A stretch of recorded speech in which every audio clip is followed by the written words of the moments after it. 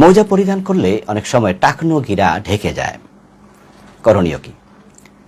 আপনি যদি টাকনো গিরা ঢেকে মৌজা পরিধান করেন কোনো অসুবিধা নেই, এটা নিষিদ্ধ নয়। বরং লুঙ্গি পরিধান করে, প্যান্ট পরিধান করে টাকনো গিরা ঢেকে রাখা, ইজার যেটাকে বলা হয়, ওটা দিয়ে টাকনো গিরা ঢেকে রাখলে কবিরা গুনাহ হবে, ওটা নিষিদ্ধ, এটা ঘৃণিত।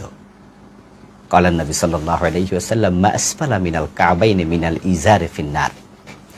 প্রিয় নবী সাল্লাল্লাহু আলাইহি ওয়াসাল্লাম বলেছেন, ইজার অর্থাৎ যেটা আমরা নাভি থেকে নিচের দিকে পরে থাকি, এটা প্যান্ট হতে পারে, ইজার হতে পারে, পাজামা হতে পারে, লুঙ্গি হতে পারে, চাদর হতে পারে, ওটা দিয়ে টাকনো গিরা ঢেকে রাখলে জাহান্নামে যাওয়া লাগবে।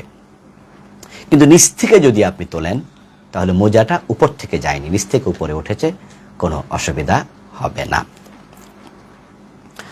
আরেকজন ভাই জানতে চেয়েছেন, আমার বোন মোবাইল চালায়, আমি তাকে সংশোধন করার জন্য অথবা তাকে আমি বিপদগামিতা থেকে রক্ষা করার জন্য মাঝে মাঝে অনুমতি না নিয়ে তার মোবাইল চেক করি, তার ফেসবুক, তার ইনস্টাগ্রাম, তার হোয়াটসঅ্যাপ আমি চেক করি, অনুমতি নেই না, গুনাহ হবে?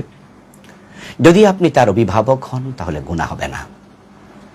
অভিভাবকের জন্য তার অধীনস্থর উপরে খবরদারি করা জায়েজ আছে।